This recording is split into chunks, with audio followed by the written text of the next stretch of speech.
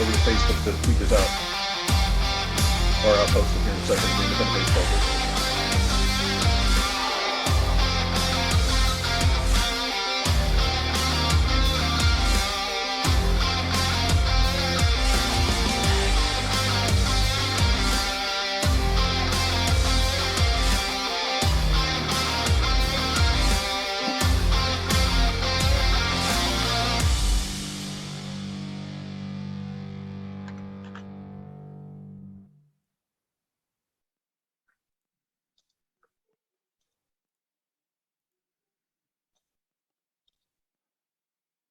Well, all right.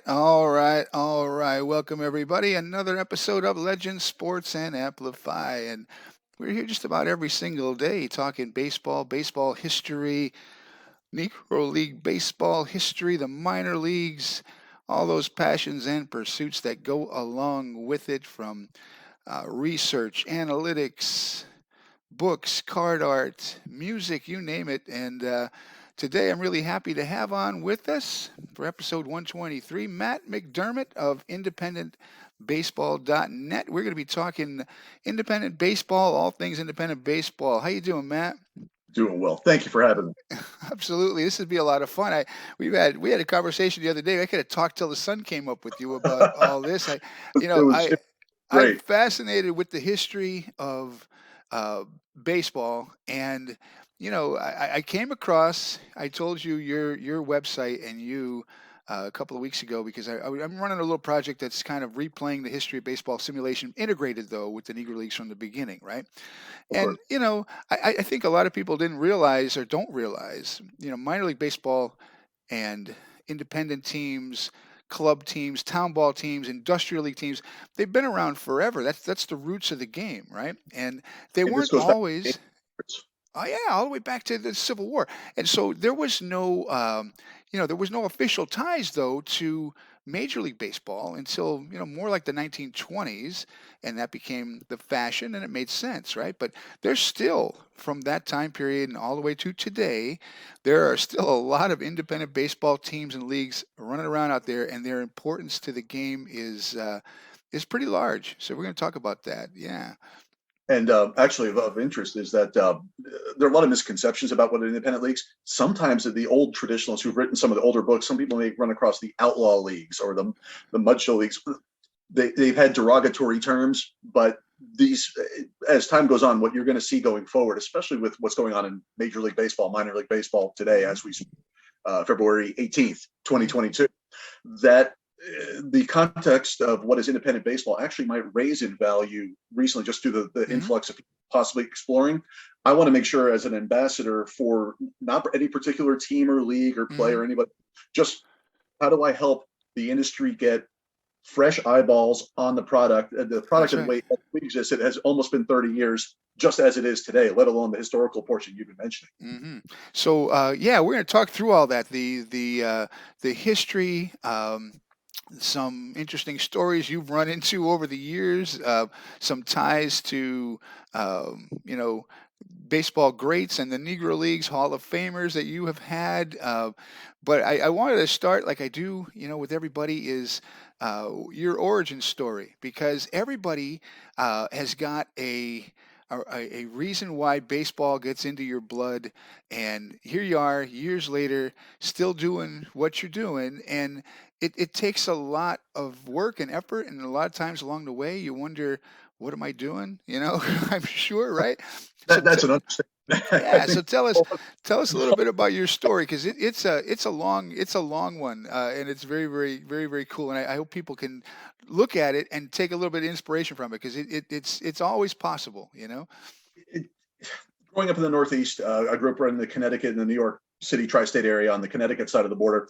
So I grew up with fans who were Yankees fans, Mets fans, Red Sox fans, even from Phillies fans, because of that 2-3 hour, 4 hour drive, depending from where I was located, you could hit all of those major league teams. So within that 4 hour drive radius, you had all those teams, and I didn't even cheer for any of them. So I had other things. And as a kid at that time, going into the mid 80s, 10, 11, 12, 13, started the whole baseball card craze. The thing that most people saw, the mid 80s surge in baseball cards. Of course, I love baseball. Learned how to do my dividing and doing fractions and division in my head. Right. That's how I did too. Yeah. Yeah. Yeah. A lot of people end up, so you'd read the old newspapers back then and say, okay, this guy had this many hits, this many at bats. I start dividing and say, okay, if he goes 2 for 3 today or 2 for 4 versus 1 for 4, what's his average going to be? And the next day I'd calculate it to see if I was correct, to see if I could get my math right. But Cool. learn math that way, the basics. Yeah. One fun one I forgot to mention, when I was a kid, I actually, one of the few times I ever went around my mom and like, I had to call my dad behind my mom's back and have her talk to her. A friend of mine called me in October of 1986. And magically, his mom at work had got tickets to the World Series. And she's like, oh, it's a school night, you can't go. So I, of course, one of the few times, called my dad, and they talked, and I was allowed to go to the World Series. And it just happened to be Game 6, the Buckner game. Oh, wow. Yeah, loudest crowd I've ever heard in my entire life, at least in terms of nutcase New Yorkers who were drinking and other. 1 a.m, that game ended, roughly 1 a.m. It took us 3 hours to get out of the parking lot to then begin the hour-plus drive. Had to go to school the next day. The whole thing. But I was there for Buckner and Mookie Wilson, and it was insane. I still have the ticket stub somewhere in the memorabilia box, and it was fascinating. My sad part, my buddy, 12-year-old friend then, he actually became an officer in the Navy and with the JAG program. So all these years later, that kid at 12 years old had a heart attack watching his beloved Red Sox lose that game. And, it was so wow. That's talk about energy, passion. That's what I want to convey to any fan who's interested possibly what is independent baseball. What are these independent leagues? Some people call it the independent league. That's not actually accurate. So if people want to give eyeballs on the product this year for the first time, or they haven't done it in a long time, I want to make sure I can convey that so that they have energy, passion, and they get something out of it emotionally themselves. So you started your journey though at a school in college that didn't even have a baseball team, but you were playing baseball, and that started kind of the whole trip, right? Yeah, the Southern Methodist University, SMU, the SMU Mustangs in Dallas. I graduated high school in Connecticut, went to SMU on a part academic scholarship for engineering and math, and still love baseball. We had a club program. We played at best like NAIA schools, junior colleges, other schools that didn't have a varsity program. And no varsity. I couldn't even walk onto the varsity or attempt to because there was no varsity. So I learned the business side of what was going on at the time, and then also had the opportunity to do some work as part of my senior project.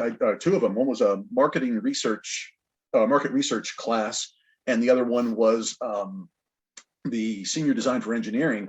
And I actually ended up getting a chance as a senior to do a project for what was an independent league known as the Texas-Louisiana League, later on morphed in what ultimately became, for more recent independent baseball fans, United League Baseball. So based at the headquarters were in the Dallas Galleria in the North Dallas area, but they had teams at the time in Harlingen, Texas.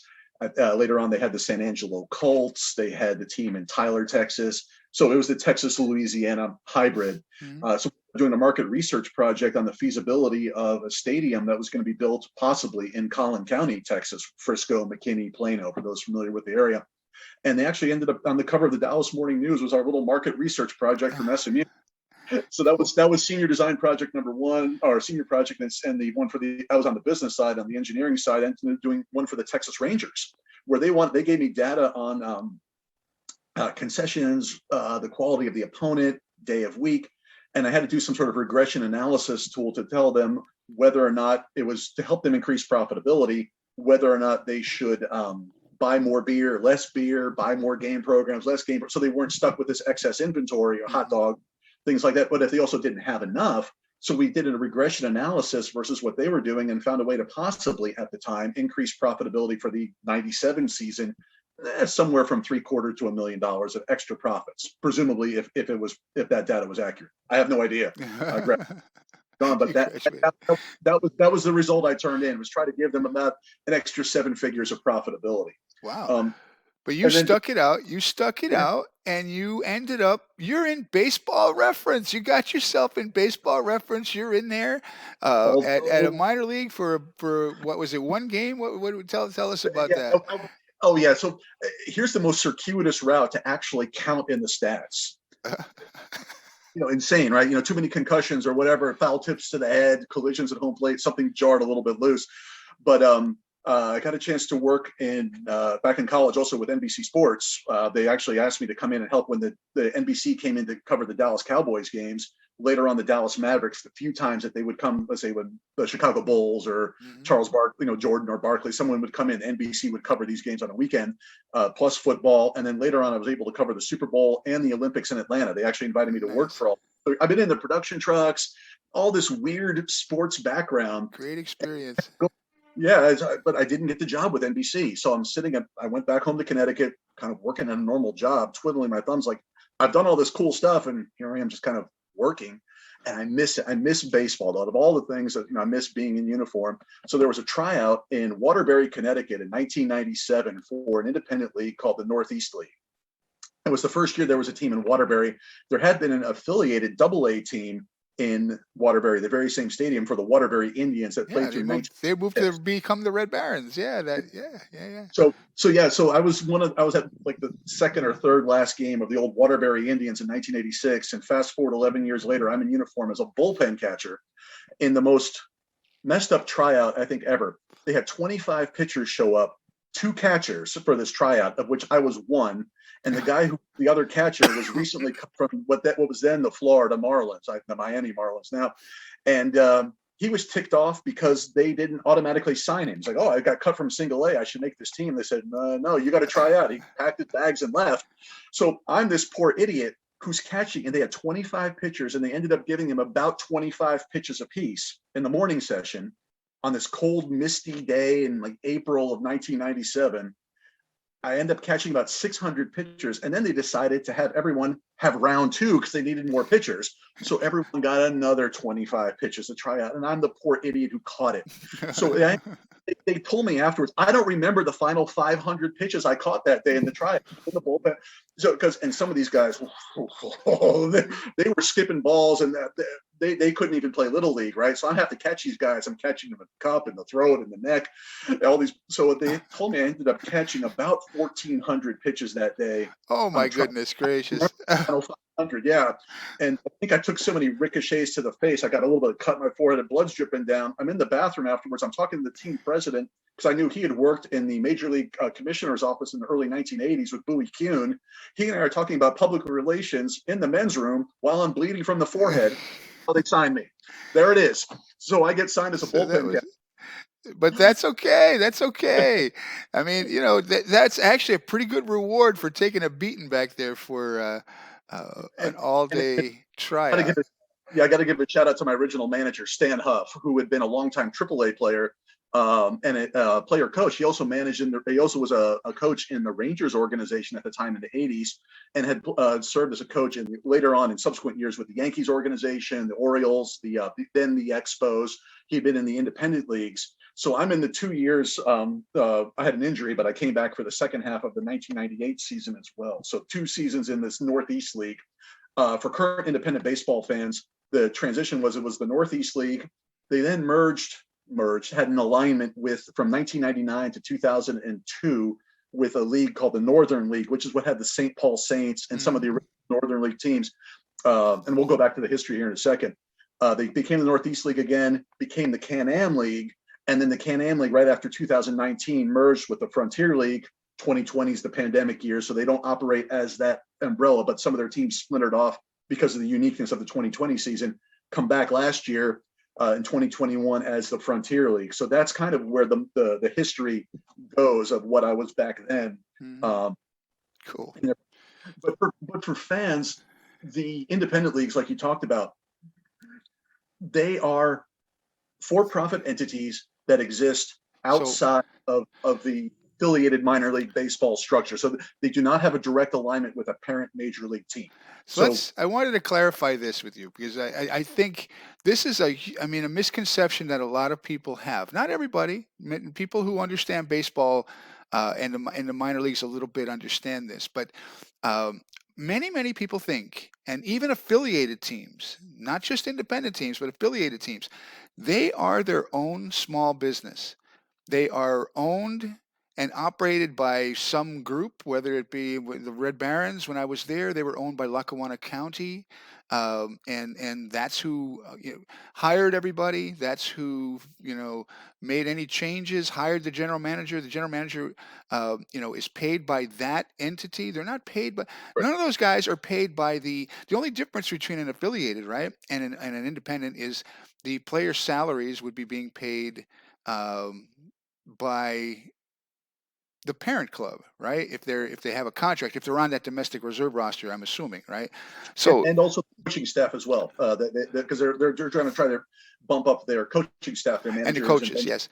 But many people think that somehow that whole entire entity is being run and controlled and paid by Major League Baseball. It's not. It's a small business, so it runs into the same issues that any small business would run into if you're not making enough money, you have a potential of not making it. Now, having ties to an affiliation with Major League Baseball, you got a little bit coming back. I'm sure they subsidize some things, but independent baseball is its whole another animal because it is on its own, right? Well, and that's the interesting thing is, like you said, it is a small business, and for the most part, the way they're run is that they are seasonal small businesses. So think of it like a drive-in movie Right. theater, operate in the wintertime. You have to worry about from the front office. You have three entities that are really competing, and you have to be on the same page with any given team like this. You have depending who you talk to, four: the players themselves, the coaching staff of those teams, a manager, bench coach, whatever they have. Then the front office, which would include the general manager, because most people think of general manager as very much like an NFL general manager or a Major League Baseball general manager. Right. They're not. In the independent league, the GM is actually more concerned about the butts and seats, the ticket sales, Yeah, concessions, all that stuff. Yeah. and the logo right with the Chamber of Commerce sponsors, because they are, like I said, most of them, almost all to this day, are for-profit LLCs, and most people are used to a college baseball, a select baseball, a little league baseball, whatever it is, but those are funded. Sorry, they can exist without ticket sales and sponsorships, presumably. Parents are funding it, the college funds it, the city, the county, the school district, those fund those things. So that's when a lot of people come from that world, don't know how to shift business-wise. And sometimes the players don't understand it either, but shifting business-wise, it must live and die on ticket sales and sponsorships and other revenue generation entities. Otherwise, it's gone. That is gone. When's the last time someone's high school team got cut because it didn't draw enough fans? Right. I mean, it's just what it is. It is a for-profit LLC, typically, or an S corp election, or whatever, C corp, whatever people structure, a legal entity that must exist in its entity, determined to generate a profit, unless there's some reason, for the tax write-off, unfortunately. But no one ever wants to work for a tax write-off organization because people want to win. You got ball players who have egos. They want to win a championship. They want to move to the next level. They want to get to Major League Baseball. They want to get the big money. They want to become an all-star. They want to win the World Series. And you shouldn't be in there if you don't want to be there. And if you're a front office executive, whether you're selling tickets as a rookie right out of college, a rookie first-time professional, you're an intern, you're the GM, you're the owner, you want to win that championship, you want to turn a profit, and you want to become the number one entertainment option in your local market, whatever what city that is. And otherwise, you don't belong there. You shouldn't be there. That's right. My opinion. That's Matt speaking. I agree. I agree. And I know there's been a lot of talk about recently the minor leagues, certainly with what Major League Baseball's changes have in the last year and this year with the number of entities and everything else. But what the players make, what their subsidies are, where they have to stay, it's not the greatest, no, people need to back off that there's some it's some glorious, profession that's making a ton of money. No, at the minor league level, no. Maybe some of these guys got a little bit of bonus if they were higher, draft picks or something. But for the most part, you got to love the game, and you got to, like you're talking about, have that competitive nature to want to improve, get to the next level. The other drawback is also, if you look at it from that way, for the first time, they're actually legally allowed to get paid. These guys are started playing ball at, I'm going to pick an arbitrary age, 6 years old. Just the average person starts playing at 6. And they play baseball every season from the time they're 6 years old. So by the time they're 22, 23, and they're working their way, depending on the age range, and when they reach professional baseball, the independent level, affiliated ball, whatever it is, they've put on 15, 16, 17, 18 years of wear and tear on the body. Oh yeah. And they don't have much of a shelf life left. If you really think of it, if the average career is 2 years, maybe 2.5, 3 at most. And you'll see over time the transactions. A lot of these guys bounce around. They play different teams, or they're one and done, or they were in a affiliate. I got cut. So for the first time they can make money is typically toward the end of their physical ability to perform. Not that they're not stronger, bigger, faster. It's just the risk of injury. Life starts to happen. People want to start a family, start their careers, go back to school, anything. And so it's a difficult industry because you have to know when to pull the trigger and call it a day. And that deals with depression and sadness. There are a lot of guys who are alums, both front office and in uniform, who miss it. I mean, it messes with them for a while, or they can't give up dip or alcohol, whatever. Something like that happens. Hopefully not. I mean, but it does. It's part of any given sport. Is when that hurts. I've had to go virtually. I feel like every time I put on a uniform, I think I was coming out of retirement. And you love that game. You take that competitive nature with you. So hopefully the lessons learned move on to the next level. But that entity, that team, or that league is designed to have perpetuity. So when you're gone, someone's got to come in and replace you. The show must go on. It's tough. And there's so much talent in the independent leagues. That's the thing most people don't realize. There's so much that can move on to the next level. Or just, how about this? Philip, you're a second baseman. You're playing with the Cleburne Railroaders, south of Fort Worth, right? You're in the American Association. You're a backup second baseman, you're the starting second baseman, and you're great. You're doing fantastic. You're a position player, and there's a guy at it used to be high A ball. Let's call it. We use the old. He's no better than you are. Not a single. He's not a tenth of a second faster on the 60-yard dash. His home the first time. His glove is no different. His range. I mean, it's like your exact clones. And he's playing at high A ball, making a little bit more money and a chance to make the majors, presumably, if you're both at the same par level, and you're there in an independent team, right? Not knocking Cleburne. I think they're great. Why is that team going to cut him to replace him with you unless he's injured? Yeah. So competition stuff. You have to sit there and twiddle your thumbs. You know that you're that good, and you go any further because the people who are looking at you who might need a second thing, they don't need you because you're no better than the other guy. You're not. That's why I have all the respect in the world for these guys who certainly get to the major league level, because man, oh man, it's not just even a lot of hard work. Mentally, like you're saying, you got to be mentally tough, and you got to be able to put up with some, at times, adversity, things. I mean, that come up that like you're talking about. There's so many factors. The human side of things, like you're talking about, with you get a point in your life where you want to have a family, whatever. But also, like you said, just getting on a field as a starter and getting noticed. It is not easy. Yeah, it's not easy. So, unlike the average.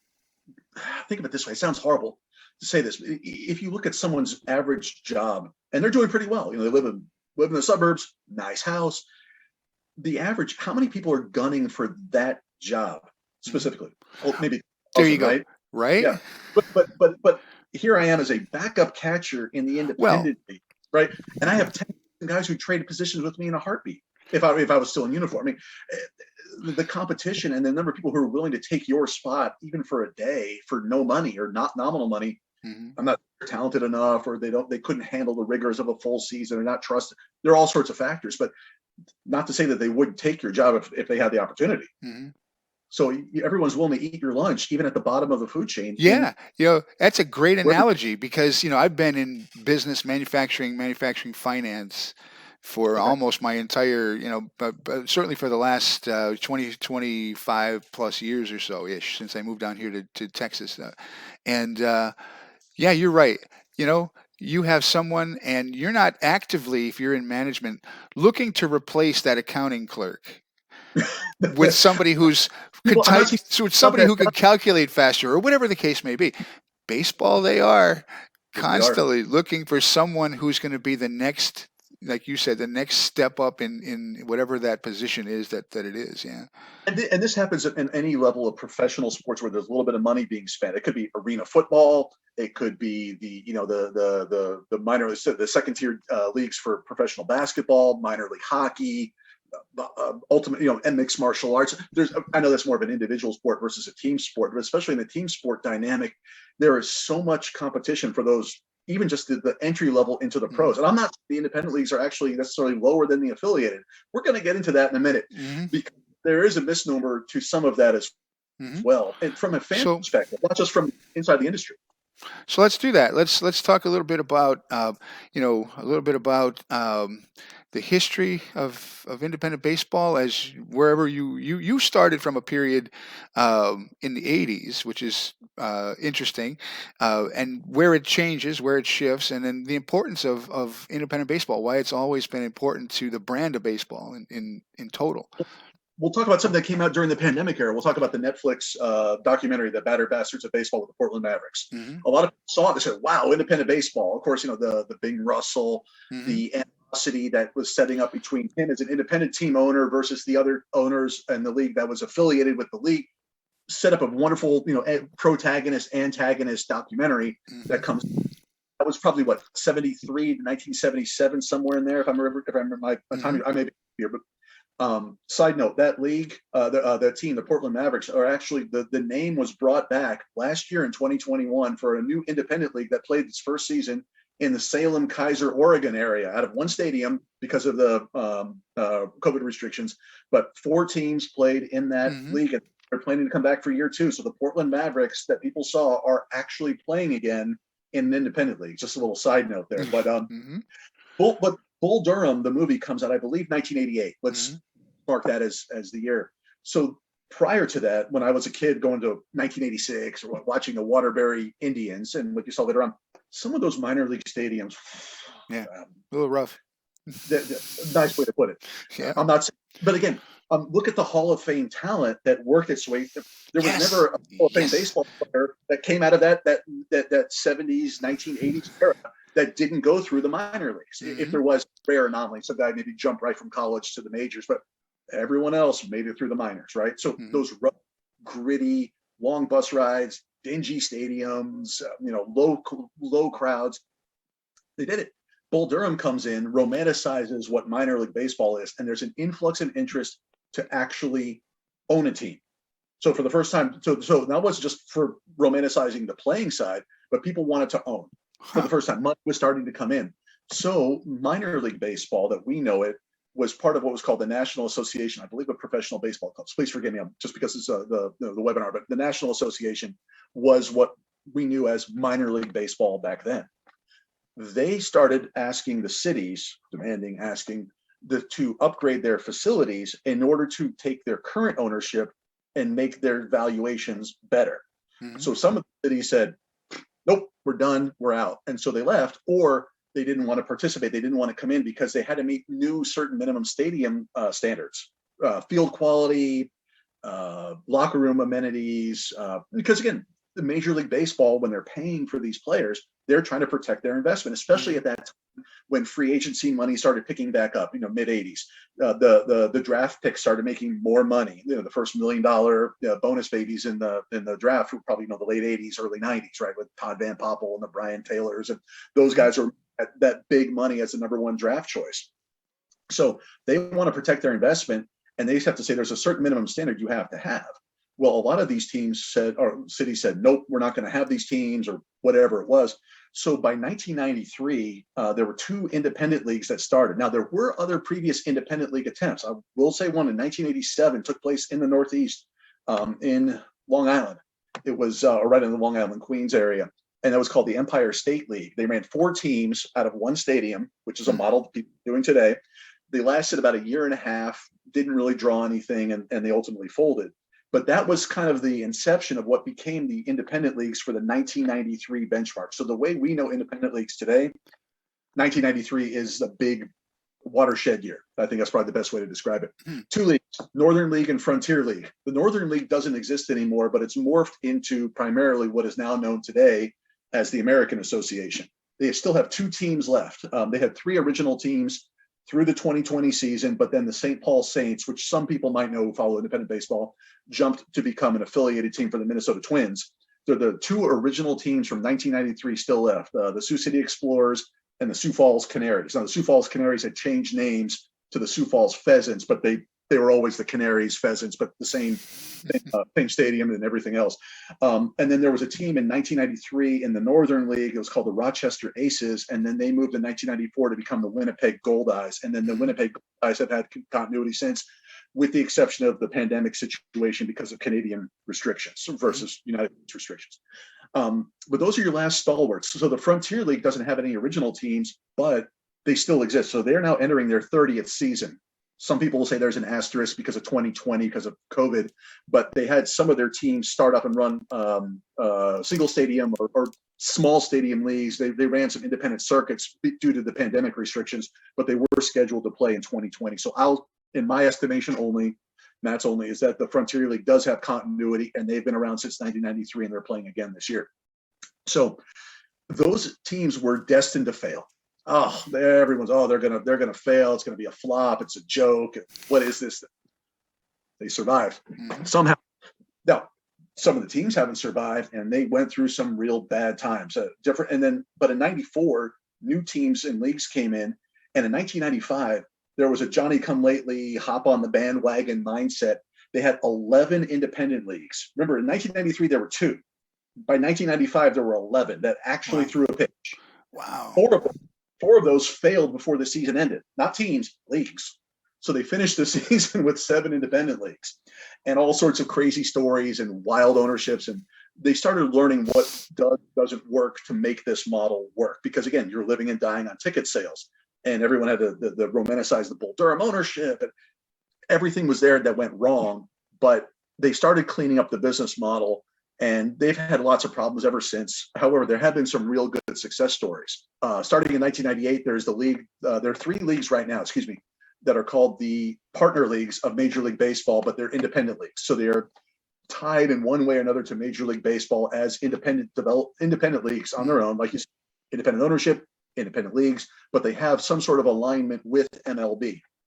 That's the Atlantic League that started in 1998, the Frontier League, which again goes back to 1993, and the American Association, which morphed out of the Northern League, but the American Association itself started in 2006. So those leagues have the continuity that everyone's looking for. Mm-hmm. One thing also, from an ownership standpoint, the Long Island Ducks that were started in 1998, because they drew so well, they actually are, you may have to adjust for inflation, but raw dollars, the team that has sold for the most amount of money, a minor league team, independent or affiliated, ever. Wow. Valuation for a team ever sold. No kidding. I believe $40 million. I got to go back and look at my final numbers, but somewhere in that vicinity. So think of it as an owner. You can be an independent league owner, and you have this amazing success story, the best ever in minor league baseball, raw dollars anyway. And you have some of the biggest debacles ever in sports history, all in the same league, let alone. But so it is interesting, though. Fascinating. It is fascinating, and what you just that little timeline that you just gave, you can go back and kind of take that timeline a few decades back earlier. The same things were occurring, maybe not so much in the 50s and 60s. Then you could drop it in between before World War II, and then 1900 into the 1800s. Those same cycles of baseball growth. And teams come and fold and merge and change and rebrand and move over here, and leagues fold and come and go. And like you just pointed out, some teams start a league. They don't even play a game. They play one game, a handful of games. That was true of all levels. Black baseball history, Latin teams, touring teams, all have had these same issues forever. It's a tough business, right? It is. And therefore, it does take a certain mindset that has to match. You have to have the stars line up, but you have to be really good to match up either your local market, whatever your market needs, your specific market, combined with whatever's going on at the time, with the economics, and somehow give it continuity, perpetuity, so you have a successful operation, so that someone someday might come in and actually want to buy your team from you because it's actually profitable. Right. Now, there's so many people. Yeah, there's so many people in the front office who could hurt your team. But they can't sell. They can't draw money. They're from the front office, league office side. There are only a handful of people in any given team, depending who's training them and how they are drawn. They represent that team, but only a handful can actually draw money. Mm-hmm. It's weird. It's a Mm-hmm. weird, but anyone could hurt your team if you're not careful. The guy who hands out the game programs at the stadium. I know COVID, but you go to a ball game, someone sells you a game program. If he says something insulting to your kid, Mm-hmm. he's hurt your team. Mm-hmm. If he would, but if that happened, so he has the right to hurt your team, and he can make a little bit of money depending what your deal is with the program or the concession guy. But is he going to draw and make you profitable? No. Mm-hmm. And, But these leagues are so important. They've been around. They've been a fabric of the country, and certainly in middle America, small town America for over 100 years, right?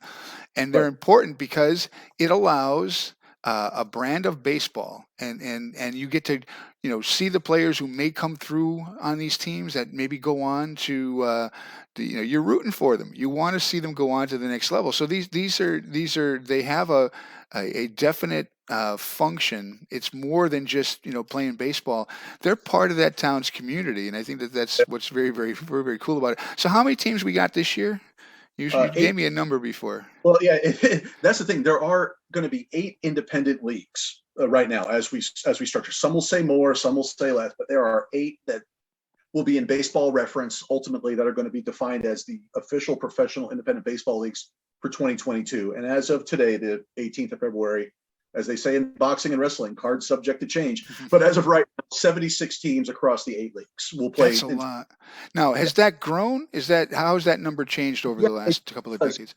The influx of money is coming in, so there's a question of the talent, but it's also a benefit of the contraction of the minor league system after 2020. They didn't even play, of course, the affiliated minor leagues. The independent leagues played in 2020, most of them, not most. And so they're actually able to draw fans, and you can capture energy. One guy, you and I talked on Wednesday. So yesterday, Thursday, I actually talked with one of the guys that I knew who was he's helping with procurement for the Lincoln Salt Dogs of the American Association. Served as their interim manager, TJ Zarowitz, and he was even telling me that on the 4th of July there was a left-handed pitcher who came in. So think about it, you're in the pandemic restriction. You haven't been out of the house for so long. You now finally have a 4th of July game you could go to in Rosemont, Illinois. I believe is the stadium for the Chicago Dogs. It's not a dog like a puppy. It's the hot dog. Hot dog. Food, yeah. So, great logo. If anyone loves hot dogs, check out that team and get a cat, please. That's what we want to support independent baseball. So I want, my goal today is to help not only your channel grow, but also to get new eyeballs on the independent baseball product. Alliance with any team or league or player, I just want to see them. So the fellow TJ Zarowitz, who was the interim manager when one of the managers had COVID, he was a bench coach, was telling me just the level of talent that's in that American Association, just that alone. Former major league players, guys who are hungry, and now you possibly have an influx of higher caliber talent coming in to raise the bar of what is the talent on the field for come in. But the interesting thing is that 4th of July game, there was a left-handed pitcher. I think his name's CJ Boomer Zoomer. I've got to go back and get the look. I'm sorry, just because of the nature of the webinar.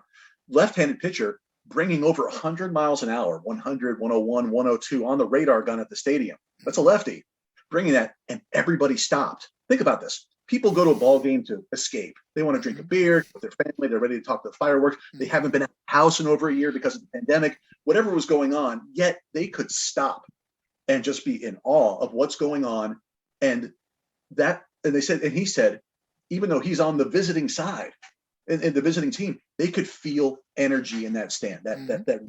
And so the question is, how do you convey that in stadium? How do you get that online, from watching it, let's say an online radio broadcast or watch streaming thing? Because the American Association has a streaming subscription service. It's like $12, $13 a month. You can watch live games, archive games. And many of the other leagues are doing the same thing, or, either streaming video or a live audio that you can either pay to get into game by game or a monthly subscription service. That's the way it is right now. Ultimately, they're going to get their TV contracts at some point. It's going to happen. That'd be because, cool. Yeah, because there's so much good talent. That's the thing. And the other thing is that the difference between an affiliated game and an independent game, 1 to 2 difference, 1.5, whatever you want to call it. I'm never going to knock an affiliated player. If you're a AA player or AAA player, and you want to make it back to the majors or get to the majors first time, you're going to be playing. fan's perspective, what you might have a risk is because not only are the players' salaries and the coaches called from the parent club, they may have, let's say, have a pitch count on a guy. So that's their starting pitcher. They project him to be maybe the number 3 starter 2 years from now. He's in Double A ball. He's going to be the number 3 starter. They're hoping, they're developing him. That's why he's on the farm. He's being developed. Well, what if they have a pitch count and he has 5 to 100 pitches? That's his pitch count for the day. They don't want him to go over that because they're protecting their investment. I would too if I were the major league club and I have that much money involved in them. I'd want to protect my investment. But let's say he's pitching a perfect game in the 6th inning. Okay, he's number 97. The inning ends. He's thrown a perfect game, and you as a fan, wow, perfect game, right? The parent club says we don't care. He's gone. They bring in a reliever, and now the fans may not necessarily. This is a rare situation. I would never. But the call for that type of thing comes from the major league organization, and it should, because of that. However, at the local level, at the game by game level, that could actually hurt the fan experience, possibly. Yeah. Depending on. Whereas in the independent leagues, if the manager says, "Are you ready to go?" and he goes, "Yeah," hey Skip, let me ride this, right, or whatever it is, or the fans are chanting because they want it, and that energy will hook. I mean, you have to protect his arm and his investment too, obviously. But if the guy could, and there's a chance because they want to win and they have a chip on their shoulder, their rights are owned by the local club, not the parent organization. So it's more about winning and hard nose. I'm not saying that talent is superior. I would never say that, but it could be on any given game or situation. That's subject, that's part of the fascination why people want to come into this.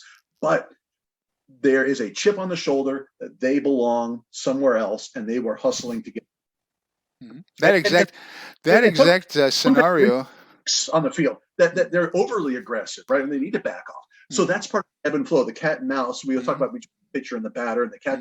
The cat and mouse game everywhere across this. And that's why this game is so much fun, especially at the end of the level. And that's why people come in and check it out for the first time. Yeah. That exact scenario you just mentioned, I think it was 1990 or 91, Pat Combs was a left-handed pitcher for the Scranton Wilkes-Barre Red Barons, and he was being groomed to head up to the Phillies very, very soon. And he was doing that exact thing. He either had a no-hitter or a perfect game through 5 or 6, and he got pulled. And that was in the papers the next day. People weren't happy, but that's because they didn't understand that. You know what? It wasn't about him. He just has that limitation put on him. So yeah. And what can he do, right? He may want to win a perfect game just from like he's a competitor. Yeah.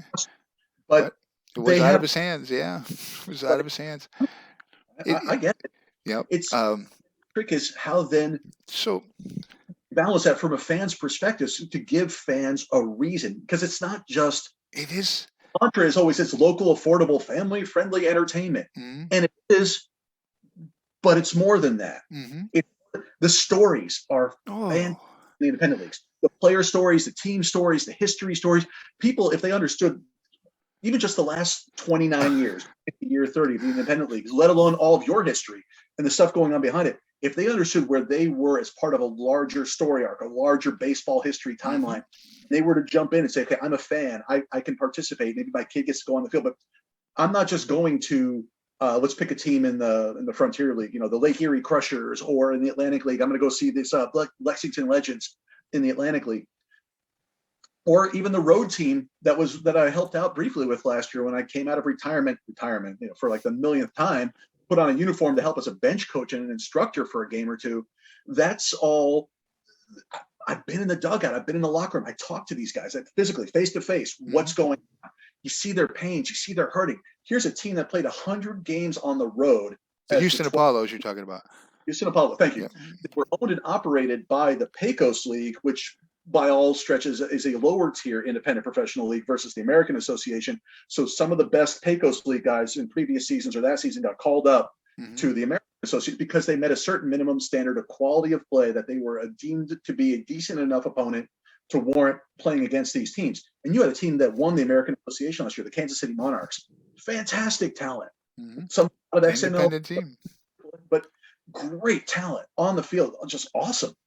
And and the Houston Apollos, with getting paid less money, no home games, never batting in the bottom of the ninth, because there was an uneven number of teams due to the pandemic. They were supposed to have a 12th team replacing the St. Paul Saints in Wisconsin, but the team wasn't going to be ready until this coming season, 2022. So for that 1 year, they had an odd number of teams. So they brought this 12th team in to play them on the road. The other teams in the league fund it, but they were home games to offset the expense to fund this opponent. But they got paid less, and the guys they never batted in the bottom of the ninth. No home team announcer, no home team fans, no host family for home cooking. You're always in a hotel, the bus, and heck, even for the southern circuit of them, when they went from Kansas City down to Cleburne, Texas, in that southern loop, they had to drive vans. They didn't even have the bus. Yeah, right. And they still won 17 games, and they brought I think they were in for a 1-run game or extra inning games for an additional 30 or 35. And I want to give credit to the team manager, David Peterson, for handling that for all 100 games of the year. And then the owner of the Apollos team, that also is the founder and the commissioner of the Pecos League, Andrew Dunn, invited me to come back. But you get a chance to talk with them and see it from their perspective. They're not the best of the best, but man, they were grinding. When you meet face to face, physical pain on the body because you don't even have a home team trainer. You have to rely on your team's trainer. Right? I mean, so you had, you created. So it's fascinating. It is, and you created a NFT card set for them, right? Was it for the whole? Yeah. Was it for the whole league or just for the Apollos? The Apollos for right now. The Pecos League might be doing it for 2022. We're going to talk about how to do it. They had two pretty interesting players on that Apollo team. We did, and so. Typical team card set, what most people would go, at least from earlier era in time, they'd go to the local stadium and buy the team card set for that minor league baseball team at the pro shop. You could buy a cap, a t-shirt, pennant, whatever, or the baseball card set. So no one had yet in minor league baseball, affiliated or independent, made a team card set. Now there have been other NFTs, these non-fungible tokens that are purchased with cryptocurrency. A lot of people aren't familiar with them, but they are the digital art some people are hearing about, and we decided to give it a shot and make baseball cards of the Apollos sold exclusively as NFTs, simply because of the budget for producing a card, and because they didn't have a home team, there are no home fans to whom to sell those cards. Right. So we did digital only, and all the stuff you hear about verification on the blockchain and stuff like that. So we made the card set, and we wanted to be the first. That's all it is. Now there have been other minor league baseball cards that were built that came out as NFTs. MLB partnered with Candy Digital just a few months ago, and they not only they open up, you buy an NFT, and you're buying like an old baseball card pack, like you and I had as kids with the gum, buying a digital pack, and not quite sure what card you're going to get. You open it up, and you have a lot of major league players, but they also have a subset in there called the Uncut Diamonds. Great name for their prospects. So, Philip, you're a second baseman. You're a prospect in the Cardinals organization. You might be the one prospect that has his card representing the Cardinals, but your teammates weren't represented.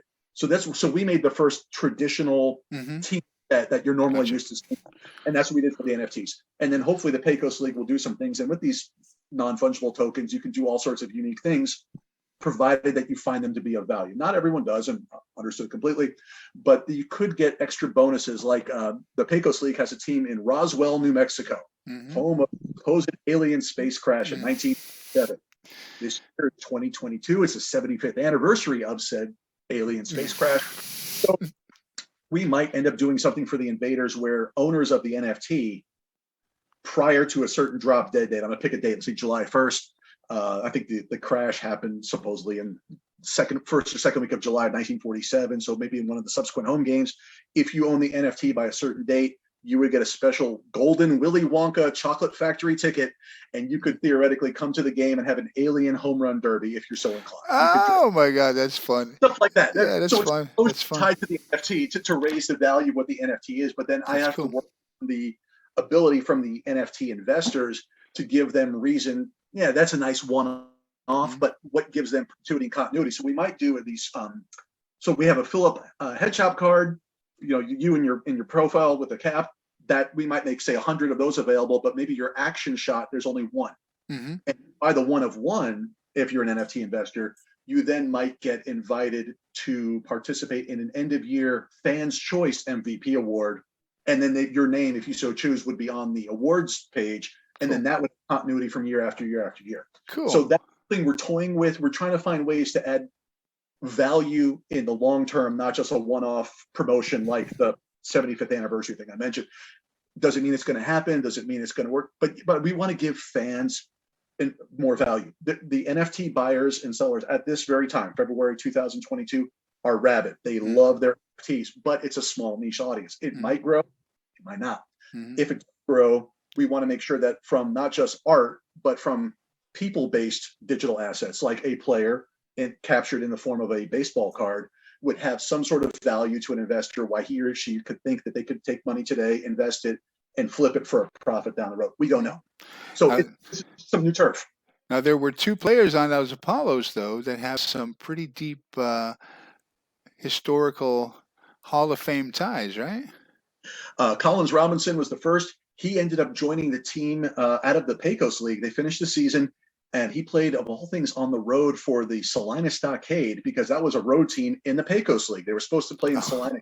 It ended up, they had some stadium issues, so they played the majority of, or if not all of their games on the road. He also had played in the Pecos League, but joined very late in 2020 when they, because of the pandemic restrictions, they played a 14 Pecos League, instead of the original 12 or 14 they had planned, all out of a stadium that's owned by the Pecos League owner, Andrew Dunn, out of Houston, Texas. So they played day games for the most part in Houston in the summer. That Killer. And the Roswell Invaders alien themed logo independent baseball team was 4 teams that played in that year. So Collins joined that team toward the end of the season. So there's a team photo with Collins in there. So yes, the great grandson of Jackie Robinson, and there are 2 who are playing professional baseball right now. His cousin Errol. I haven't had a chance to speak with him yet, but I talked with Collins. Great guy. He's funny, and pretty cool. If you ever get a chance to talk with him, you'll like having him as an interview. I would love to do that. That'd be fun. Yeah, great to talk to, and down to earth. It just he wants to play baseball. He loves it. It's in his blood. He knows. Imagine you're the son, grandson, great grandson of a legend. Let's say you were the great grandson of Babe Ruth right now, or whatever. I mean, imagine what you would be facing, right? In terms in this sport. No, I can't imagine.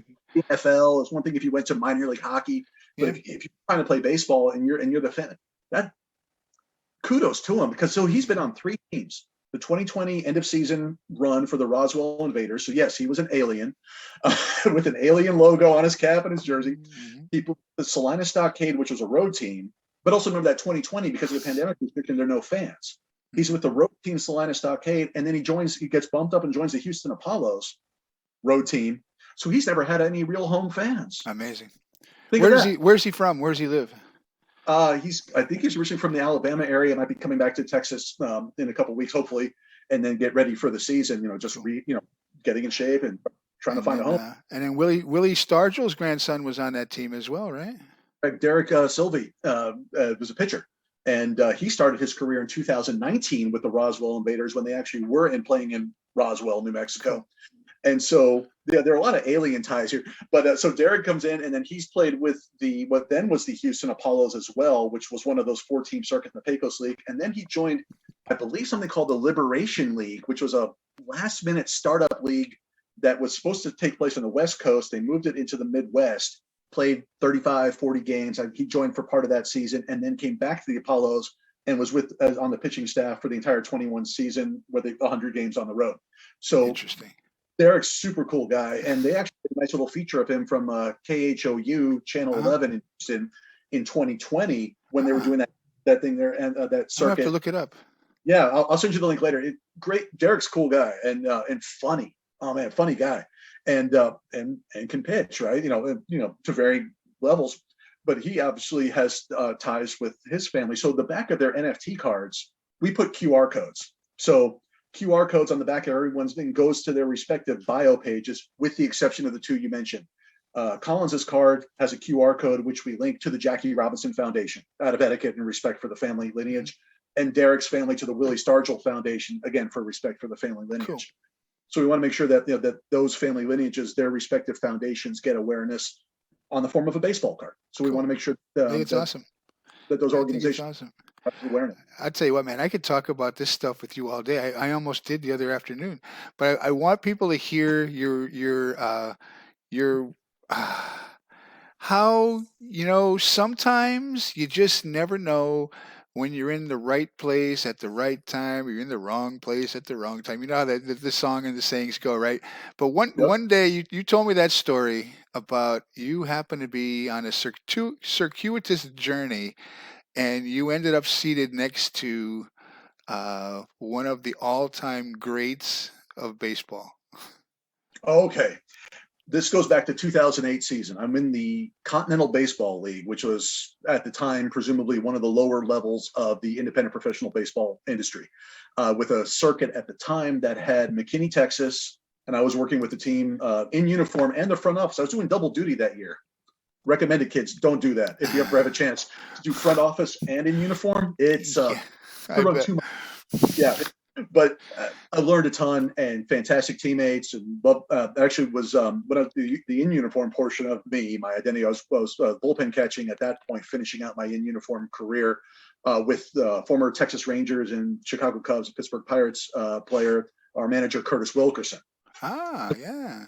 Preceding year in 2007 is when I actually got to actually be on the roster and have my lone at bat that counted, my 2 innings of catching in the mop up duty at the end, getting called out of the bullpen due to an injury.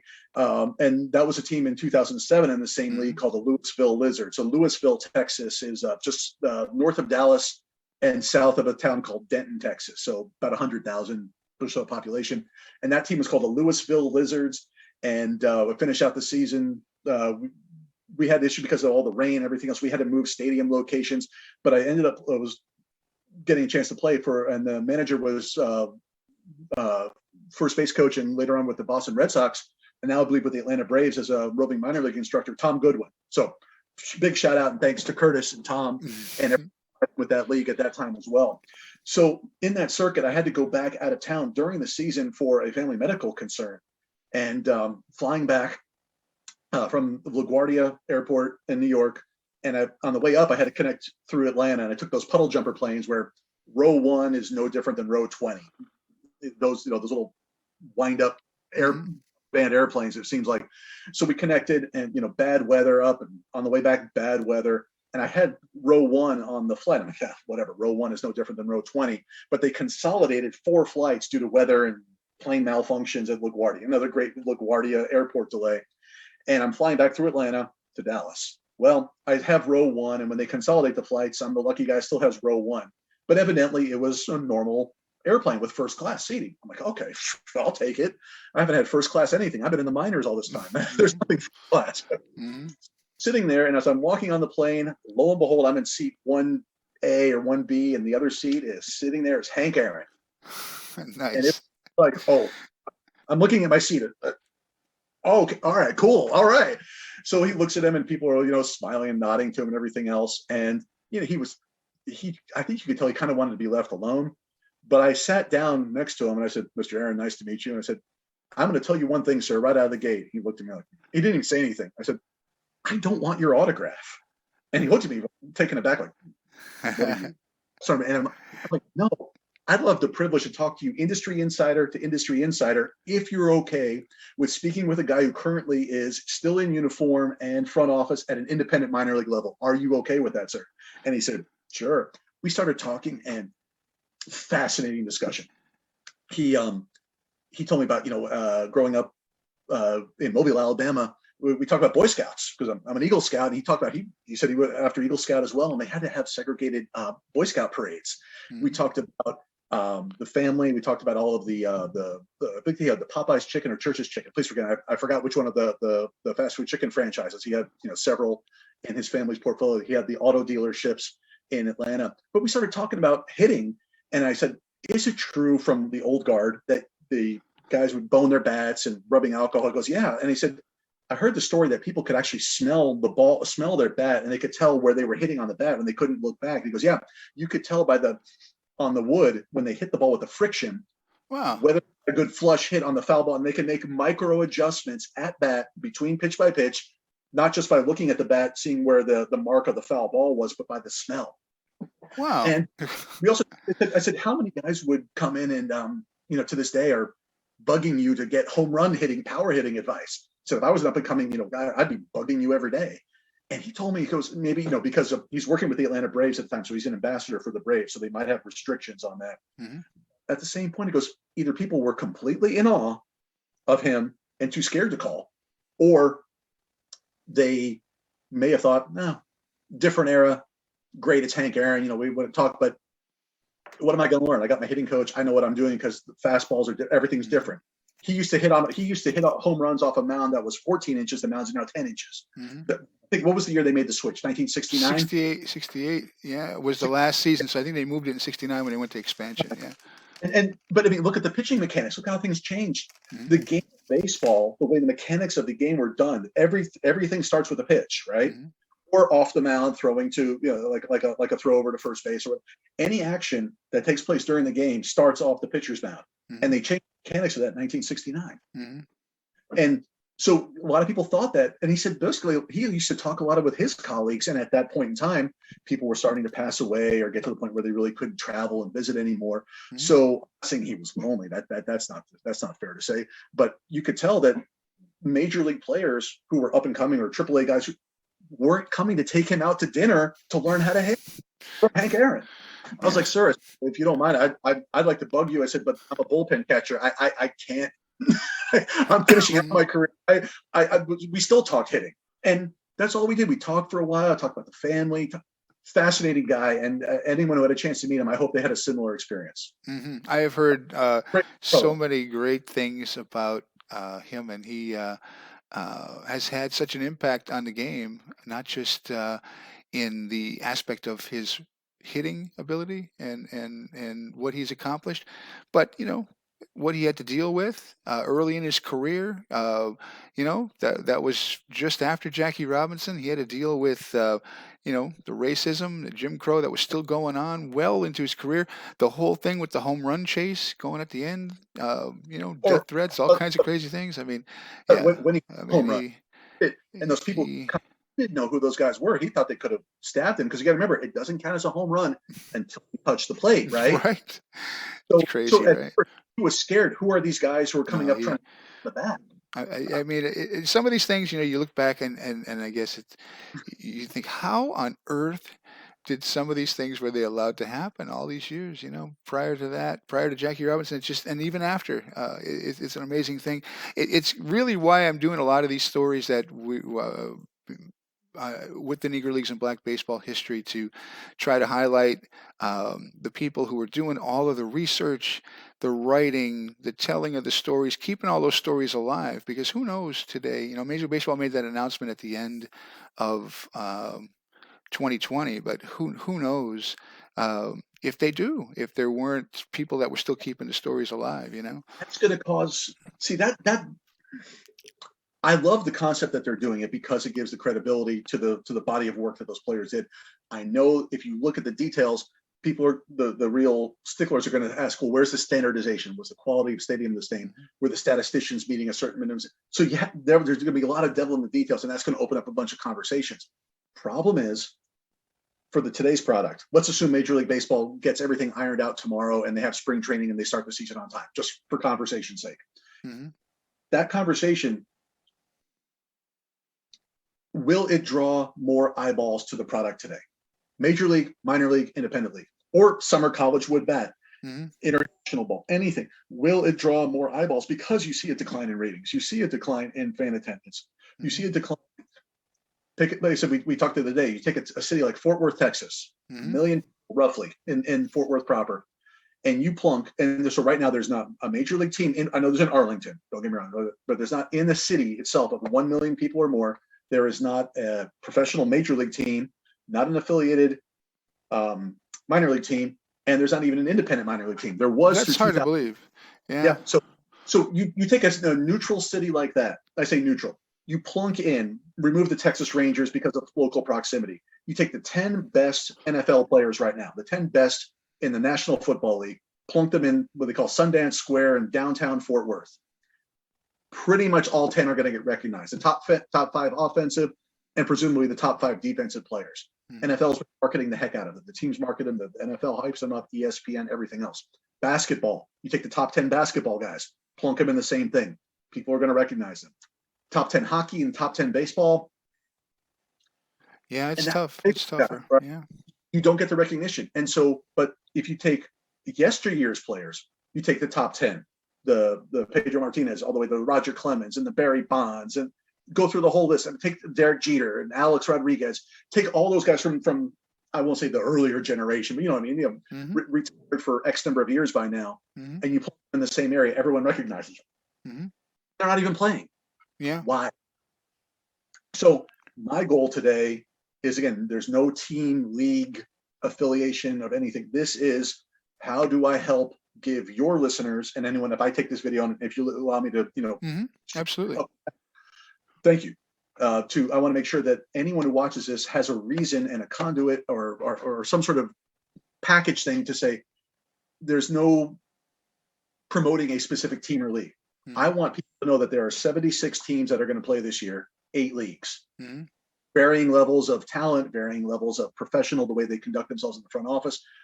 Hopefully they're all great, just to varying degrees of great. That's what I'd love to see. If that's the case, how do I help people who either went to an independent baseball game years ago and didn't know it? They just went to a minor league game and they didn't realize they were even watching independent ball. That happened. How many people regular minor league baseball, but maybe those independent leagues are a joke. It's the independent league, which is not the case. There, you know, I said there are 8 of them, and it's not as defined as strata like AAA, AA, but there's roughly a hierarchy for the most hierarchy. Excuse me. And then on top of it, I want to make sure that people say, or they've heard about this independent league for the first time, even though the way we know it today, it's entering season number 30. It's entering its 30th year the way we know it. And they're finally jumping in. I want them to have fun. Yeah, fun. And so, but it's not just a local, affordable, friendly entertainment. Throw that around. Why would someone want to tune in online and pay money, $12, $13 a month, to watch the American Association or the Atlantic League or the Pecos League or the Mavericks League out in Oregon or whatever, or the other, the Frontier League or the Pioneer League or the one up in there's a one single stadium model up in Utica, Michigan at Jimmy John's Field called the United Shore Professional Baseball League. There's a league called the Empire League. So here are a couple of reasons why people might care, or if those who are watching who love baseball can now send this entire recording or pieces of it, whatever they want to do. Get more eyeballs on the product. So here are a couple of reasons why people might actually care. In the Empire League, they just announced that there's going to be a team of all Japanese players, I believe primarily all Japanese players, called the Japan Islanders, and they're going to be playing in this league called the Empire League. Okay. Interesting. That's kind of unique. Again, a small subset of people might actually care. Who like women in pro sports. We won't go much into this topic right now, but the independent leagues since 1993 have had nearly 20 women in uniform, 16, 17, 18, maybe 19 in uniform, umpire, player, bench coach, hitting coach, something like that, in uniform during a spring training or a regular season. Have actually, since 1993, the first one was in 1994 in the Frontier League. Lady named Kendra Haynes played for the Kentucky Rifles. So she was an outfielder of all things. And she played, I think, 7 games. I got to go back and look at her baseball reference, her stats. But yeah, she performed as a defensive replacement, had a couple at bats or plate appearances, and that was it. And then so women who are interested in professional sports and men, the independent leagues are actually the leader of women in uniform. Now, some people say, oh, that's a freak show, I don't want to be part of it. I understand that side of the spectrum. We'll discuss that later. But factually, that actually happened. Moving on, other topics. The connection with the players. You can actually have the most connection with the players online, social media, because these guys, like you said, they're not making good money. They're not protected by the possibility of a player's agreement. Maybe ex-major leaguer who has still maybe under contract that is coming down to the minors for a rehab assignment. These guys are playing. They have a chip on their shoulder, and a lot of people can identify. A lot of people in life look at sports as escapism. I got it. It's a spectator sport of a team sport, and therefore we exist to give people entertainment. That's the local football friendly entertainment, but it's not local anymore. I can be sitting in Washington anywhere while watching a streaming game and enjoy it. Why? Why would I enjoy this ball? Okay. The chip on the shoulder aspect, the I've been overlooked aspect, I'm fighting. So therefore, if you feel in your life, not you, but the people watching, someone sitting at home saying, I've been overlooked at my job, I've been overlooked in my family, I need I need something. I need someone to represent me subconsciously, maybe even consciously. Go to the independent leagues. You'll see it. There are people who are angry. I mean, they're nice, they're pleasant, they're good with your kid. But when they play with a chip on their shoulder. They want to move to a higher level, or they were told they never could make it in the pros, and they're gonna show it.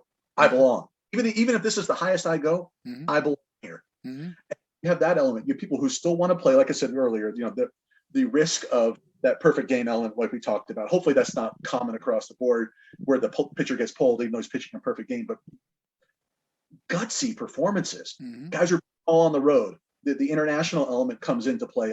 In the Texas Air Hogs, which used to be the Grand Prairie Air Hogs, in their final 2 years of existence, actually had the Chinese national players representing at least half the roster.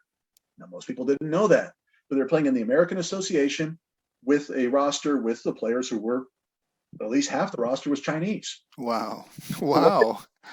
Most people didn't know it, right? And so this year, and of course the Portland Mavericks, people love the Bastard documentary. If they don't want to do anything else, go watch a Mavericks League game and watch the Portland Mavericks play again. In essence, it's almost 50 years removed. Go watch them. Have fun.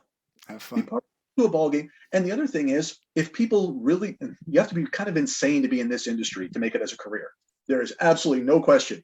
You can be good insane and make a lot of good money, but if you truly are willing to make a career out of this, whether you want to start off as game day staff and sell tickets, or you want to ultimately become a team statistician or whatever, it is possible to start your career the easiest in professional baseball and earn the right to fail, like so many have before, but at least have a chance. So you're part of pro baseball to start in the independent leagues. Awesome. And so any reason why people would want to have something else besides just local affordable family entertainment, go to those 76 games or watch them online or listen to the online radio. Follow the players, follow the social media. That's why my website is independentbaseball.net. You click on the word teams on the navigation bar, right? You scroll down, they're all 76 teams and the 8 leagues represented. Pick one. Have fun. That's what I want people to have. Awesome, man. It's a fun game. Yeah. Well, hats off to you, man. I think that these are important stories to tell. It's important background and context to give people, and I hope more people go check them out. I do. So independentbaseball.net. Yeah, and then just click on the teams link and pick a team. I have to clean up my own website, so I'm going to do what I can to add logos so people can say, okay, I like that logo. I'll go check out that team. Yeah. That's up to that's something I have to do. It's a technology issue for the way the branding sells. It really does, catchy logo, catchy name. Yeah. Some of these teams that have been around 15, 20 years, they have great logos. If you like ducks, like the animal, a duck, you feed the ducks. I'm a fan of the Long Island Ducks, whatever it is. One thing I forgot to ask you, because I shut it down for the webinar here, for the Zoom call. Are there any questions that people had asked on Twitter or Twitch or anything else that I could help answer? I think we covered them all. I had a few people message me. They wanted to know about the number of teams, which we covered, the number of leagues, because that's been a hot topic the last couple of weeks with what's going on with the lockout. How many, how that's affecting independent and minor league baseball, because there's a lot of people that are tuned into that. I think the minor leagues, they're going to have a growing fan base after this. Now, we expand. If Major League Baseball expands a couple of teams in a couple of years, this will all be past, history, and things will be right with the world again. But until then, I think the minor leagues have an opportunity to shine here for a while. Well, and as time goes on, like I said, I talked with some of these other people beforehand, just since you and I talked, to make sure I had some. It's one thing for this guy who once was a bullpen catcher and a backup catcher, and he runs a website to pontificate. Remove that from the equation. I'm out of the picture. Let's talk to people who actually managed recently, have worked behind the scenes to bring in new leagues that didn't happen yet. I've spoken with those people, field managers, commissioners. So it's a different. That was one thing I know you list on your website too. You list opportunities for working at some of these teams and all things like that. That was another thing that people asked me about it. Well, how do I go about if I wanted to get involved, what do I do? Some Yeah. of them use a third-party job search site that's specific for sports. I'm going to be updating that link because they've changed the link structure and the RSS feed. So that's some of the technical stuff I have to deal with on the website. But I'll make sure I get that cleaned up definitely in time for the season. So people or long before the season, so people have a chance to look at it. It's I'm going fun. to work on Tell each you what. team's.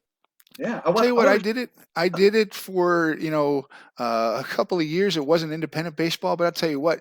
When I was at that stadium in the PA booth, best seat in the house, looking down on home plate from right up above at Lackawanna County Stadium, I kept thinking, wow, I'm getting paid to do this. Before the game, I used to go out there and shag fly balls with these guys. During batting practice. I mean, it was fantastic, fantastic. Opportunity. Well, there it is. Most people come from, let's start with the word, we're in Little League and select ball, which people can see anywhere in the country right now, presumably, so assuming it's playing with restrictions, depending where people are.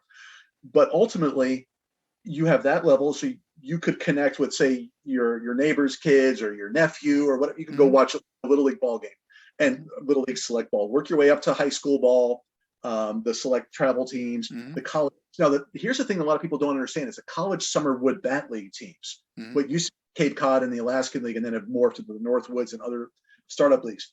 That's an element of confusion. I do want to make sure I clarify that.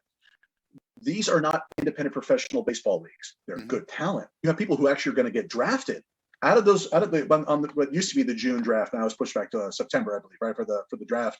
But there are players who have college eligibility or just finished their college eligibility, and they're playing in these summer college wood bat league teams. For some people who aren't familiar, what was the movie at least a decade ago, maybe a decade and a half? Was it Summer Catch? Was that the one? There was some little summer romance movie, whatever. He was playing I believe in the Cape Cod League at that point. So for people who need that reference point, I want to make sure I gave it to them.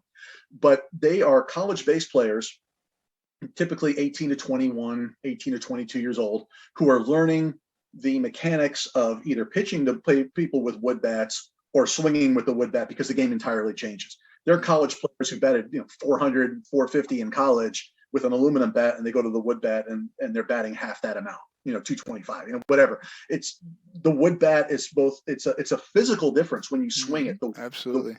And also the way it hits. So little flare singles don't happen. Your bat would break and rip, or you dribble one to the pitcher and you'd be out rather than being on first base, which just statistics like, so let's say you're a speedster and you can hit a flare single with an aluminum bat and you get on first base, you just stolen a base.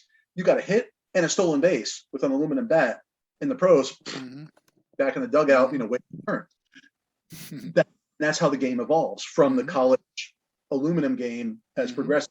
So a lot of people, you see a huge influx of expansion for those college wood bat teams because they have fewer games, but their economics are less because you don't have to pay the players. I understand it depends how they break it down. You were telling me about one in North Carolina. Was it your brother or your cousin who was Edenton? Yeah. No, it's fun stuff. Yeah, those teams are there, and what makes this fun is that as they progress from that level, if nothing else, to an independent league, you get a chance to see that continuity, see how they progress. Yeah, absolutely. Become a fan. You can get autographs. Here's the last one. We talked about the press box. One fun thing a lot of teams do, it varies team by team. So you're welcome to go to the website, click the team that you like that's nearest to you or where you're going to be this summer, and ask them, hey, can Mike be a guest announcer for an inning or announce a ball player?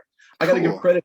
When I was in the Continental League, the two announcers that I worked with, and then later on in Fort Worth Cats when I helped with the United League, Dave Michaels and Tom Gully, were with the McKinney Blue Thunder in 2008. And I knew Dave in 2007 with that Louisville Lizards team. And then Tim Edwards, I knew from before. And then also he was doing the work in 2014 with the Fort Worth Cats.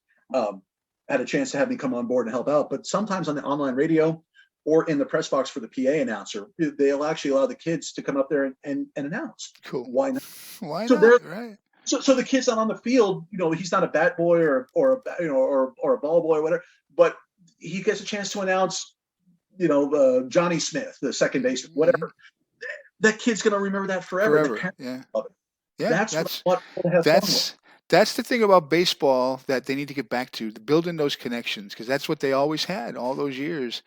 Yeah. And with social media, they're going to start to maybe do that equivalent if they're smart. depending team by team, league by league. I know it varies, but as time goes on, hopefully they're smart enough to actually make that happen online. If you can't attend a game, you'll have you'll have the same experience digitally that you could physically. We talked about. I hope that's the case, because that's the way to grow the game. Absolutely. And that puts more eyeballs on independent ball, affiliated minor league ball, and regular major league baseball. That would be fun. Good stuff, man. This was a lot of fun. Like I said, I can literally talk to you about this stuff all day long, and we will again, I'm sure. I would love to have. Don't go away after we sign off, and like I said, appreciate your time. I'm sure people learned a ton of stuff on here, and go check out independentbaseball.net and get involved. Go see some minor league baseball, some independent baseball out there. Thank you for the opportunity today. All right, man. Thank you. Bye-bye. Take care.